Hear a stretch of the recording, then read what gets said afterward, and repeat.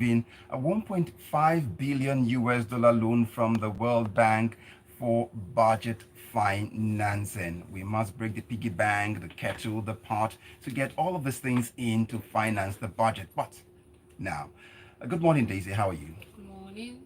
Good morning. All right, so let's begin with this picking up this issue. The World Bank and the IMF, they have just concluded their meeting over there at Marrakesh, and so it seemed like this would come as along the sideline. Nigeria's finance minister Wale Edu saying that well, this is looking like Nigeria is expecting 1.5 billion US dollars. So how does the finance minister, Nigeria's finance minister, describe the nature of the loan being negotiated with the World Bank, and what is the significance he attaches to it being almost interest free? Okay. First of all, thank you guys for having me on the show. So, like I stated, following the meeting that held at Morocco between IMF and the World Bank, he has confirmed that Nigeria will be receiving a loan of $1.5 billion for budget support, which currently we can't really say what this funding is supposed to be for.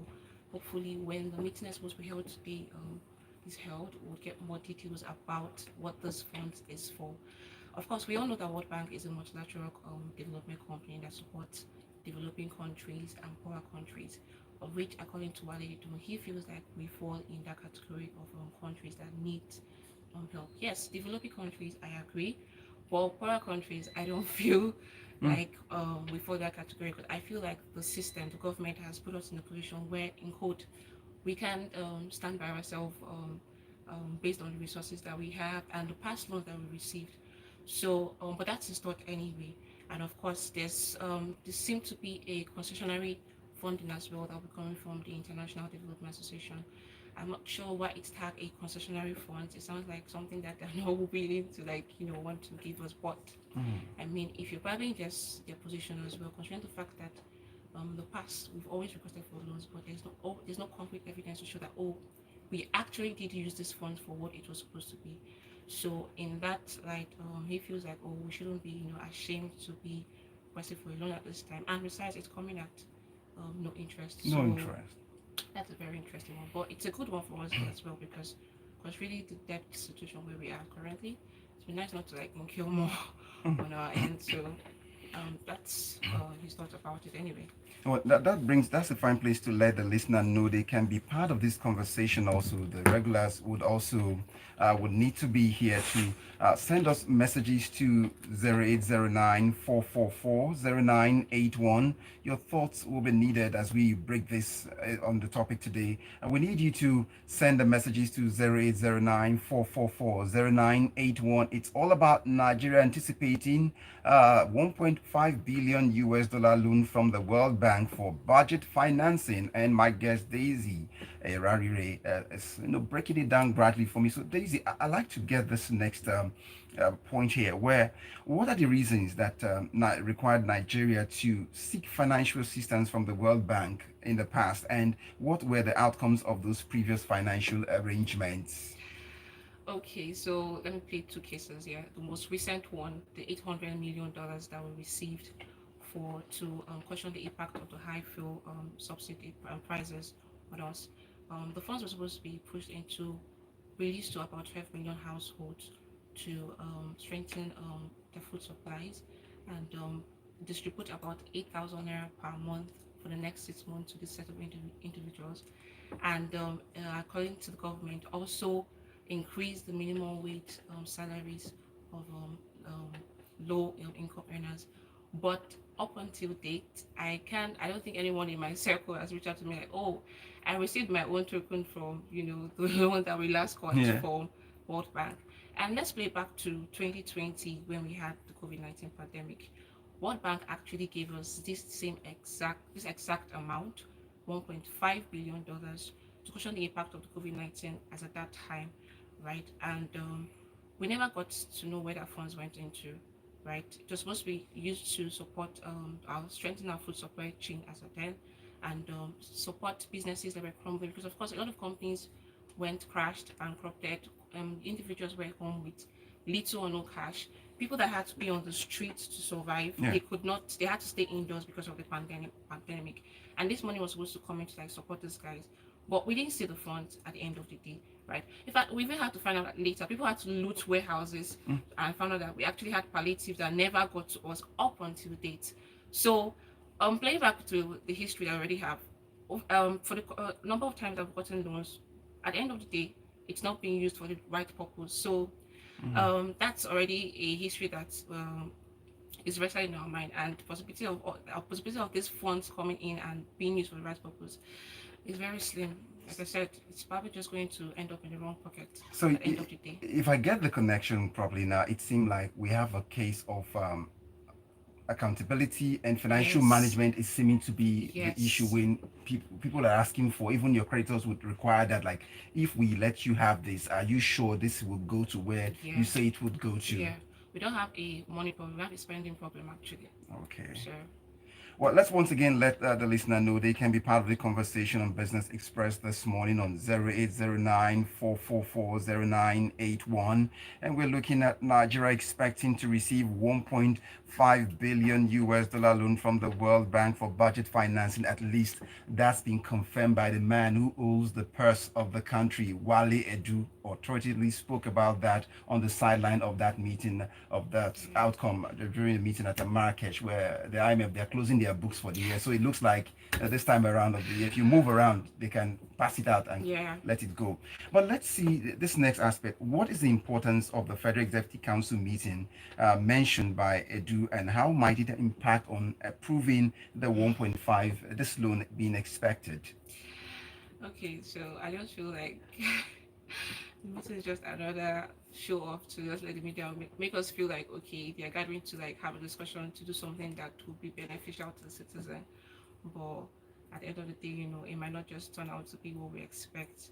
Right. Yes, the news currently states that the meeting is supposed to talk about the 2024 budget and also talk about the loan that we're receiving, look at the terms and conditions around it, look at repayment plans, look at interest rates, even though I already confirmed that there will not be any interest rates, Yes. right? And of course, they have to put like a compelling case to present to the World Bank that says, okay, we're actually very capable of using these funds effectively and delivering on the expected development outcomes, which actually leaves me with a question in mind. Like prior to this current loan we're about to receive, what kind of evidence do we provide to this board of institutions that clearly says that okay, well, the last funds that we received from you guys, we actually did use it for what it was meant to be used for.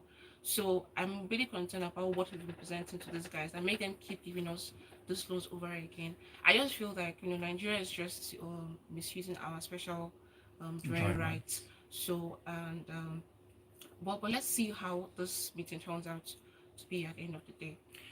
This leads me to the next question, Daisy. That is, at a time when FX is, it's really not nowhere to just pick up. It's very scarce. Having this 1.5 billion US dollar coming, it would seem for the bystander and for those who are not Harvard graduates of economics would look like it would boost the FX issue with us. But then I'd like you to also link that up to how do you think the ongoing negotiations and potential approval of the loan might contribute to Nigeria's economic development and stability? Mm. The truth is that it would be a very great one if eventually these funds are used for what they should be used for. But based on our previous history, the possibility that the funds will be used to boost the economic development stability is very, very slim. So, personally, I don't think that there will be any significant change at the end of the day. It might just be we'll just get the funds as always, and to go into voicemail, and that's it. So, personally, I really don't think that. I mean, look at what we have. We're talking about getting more loans, and I think yesterday we just heard that House of Reps like got new cars worth over 125 million to 200 million. Yeah. And we're talking that we're saying we don't have money. The money is in the system, but it just keeps going to the wrong channels, wrong places. So I really don't feel like there'll be any difference this time around. But just keep our fingers crossed. I mean, anything could happen in one day. Yeah, so it's a case of, even let's even bring it to a personal level. It's like me walking to Reverend Bank, for example, and say, you know what, guys, I need a loan of, let's say, about 10 M, And then you guys look at me like, so the last one you collected, so what did you do with Yeah, it? exactly. We want to get like a record of, okay, what did you do with the last one? Can we Yeah, actually trust you to give you something even higher than the I last I one? get So it. there should be a record. There should be a track record, which we don't have actually. So this leads me to our final question, and then we see messages already piling up. So if you want yours to be part of the conversation, setting the agenda for business this morning, feel free to make sure to get in before the end of the show in a few minutes on 0809 444 0981 will be where you send those messages to, and it's in response to Nigeria expecting to receive 1.5 billion US dollar loan from the World Bank for budget financing. And that's what it is. And it's been confirmed by the finance minister saying that is coming home already from the look of things. So finally, what are your thoughts on the significance of the International Monetary Fund institutions supporting countries like Nigeria, developing, if you like to put it that way, or poor countries, well, during times of economic crisis, such as the sharp decline in global oil prices and the challenging recession? Okay, so it's a great thing to know that we have institutions and bodies that can step in times of crisis like this, or when they see a need for us to, when they see a need for them to finance whatever project that we might have. But it's just sad to know that countries like our country actually, like I said previously, we misuse this opportunity that has been given to us. But referring back to what I said as well, when these bodies are about to issue those loans, do they actually like have like records of what these funds were used for? So it doesn't look like, Nigeria, because we keep getting bad names, at the end of the day. Yeah, we get funds, we don't use the funds for the right things, and eventually it's going to rub off on us at the end of the day, right? So yes, it's amazing that we have institutions like this that can, step in when we need them. But Yeah. we do hope that, Nigeria would make the most out of it and use it the right way at the end of the day. So Because as even as they find these Bretton Woods institutions as they leave Marrakesh, I understand that they're even leaving a fat check also for Morocco for to help them get recover from some of the incidents they already have, and so why not us too? We are going through recession and so many issues. well, that's where We this would need. guy, I want to be part of this loan that's coming in, is going to like, step in and support us in that area too as well. So, but like I said, let's hope that, they actually use it Mm. rightfully. So Okay, let's get to our clients. We call them the clients because they also they mean business most times when they come in here. So let's see Tayo who come in here with this message. With all these borrowed funds, we are now hearing that members of the House of Reps are just taking the word off of you already, saying 2023 Land Cruiser SUV valued at 160 million naira. yes. Wow. Okay. Let me be ignorant with some Kelly Ansem lyric. Too much money, problems how to spend it. And then it goes, Yes. we will learn.